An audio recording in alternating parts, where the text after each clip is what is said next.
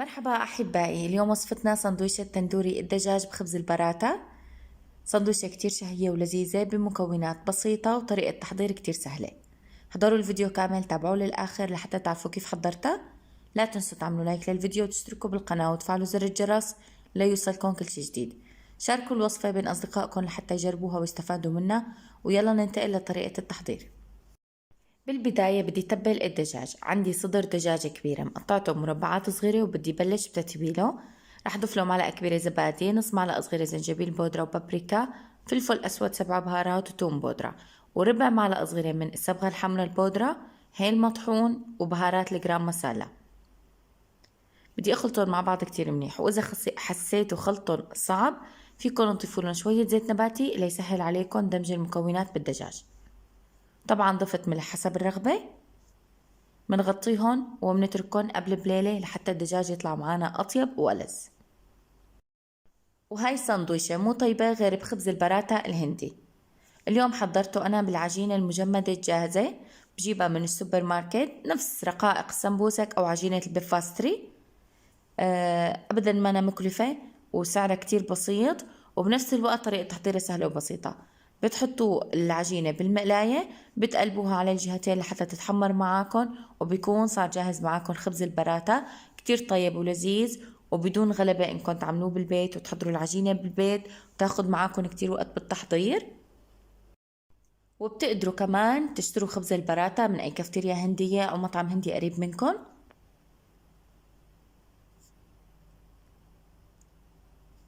هيك رح نخلص كل كمية الخبز.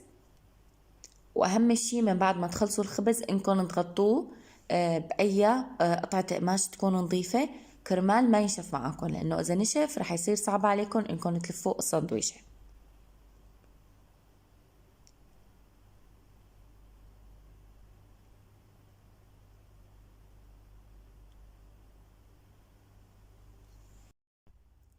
وهلا بدي بلش اقلي الدجاج من بعد ما نقعته ليلة كاملة.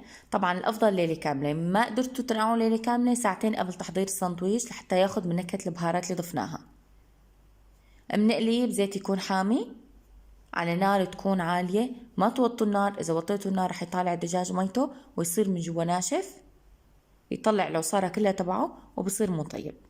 بدنا إياه محتفظ بعصارته، من جوا جوسي ومن برا يكون أخذ تحميرة خفيفة ومستوي بنفس الوقت.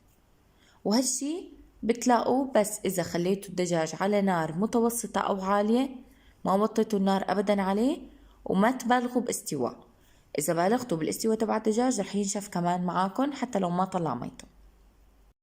ومثل ما بتعرفوا أصلا صدر الدجاج ما بياخد وقت بالاستواء، ونحن مقاطعينه قطع صغيرة وناقعينه قبل بيوم بالزبادي والبهارات، فرح يكون طري، يعني ما بياخد معاكم أكتر من 5 ل6 دقايق وبيكون مستوي ودايب ذوبان.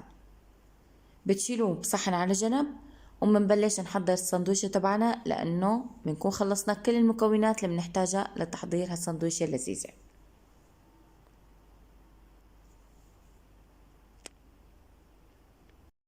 ورح بلش بتحضير الساندويش.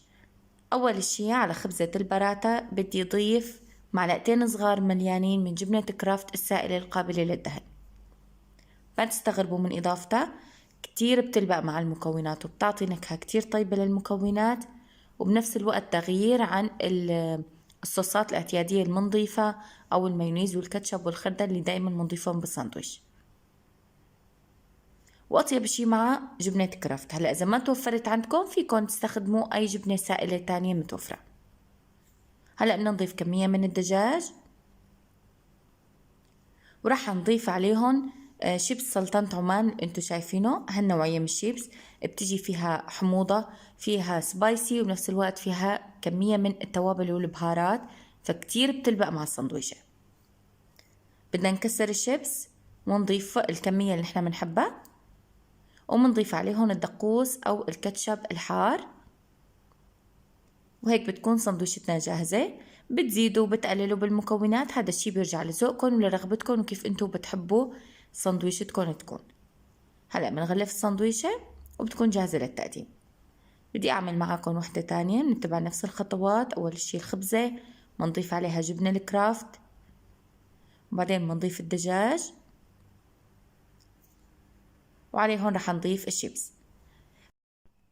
وإذا ما توفر عندكم شيبس عمان فيكم تستخدموا أي نوع شيبس يكون رقائق وسبايسي أو حار أو فيه بهارات وتوابل، يعني مو شرط نفس هالنوعية من الشيبس.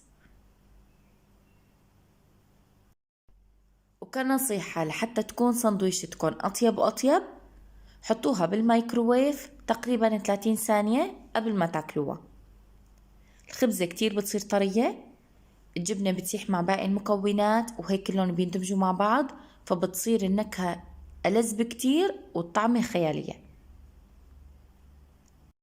وآخر سندويشة بدي أعملها بالبطاطا المقلية الفريش، كرمال للأشخاص اللي ما بيحبوا الشيبس أو اللي بيحبوا يزيدوا مع الشيبس كمان بطاطا مقلية بيقدروا، يعني بالحالتين بتكون طيبة.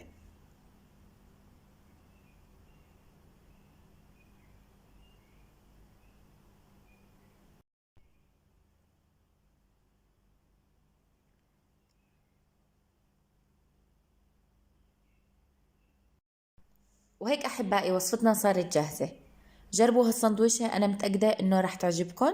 سندويشة سهلة التحضير، لذيذة كتير ومميزة كمان.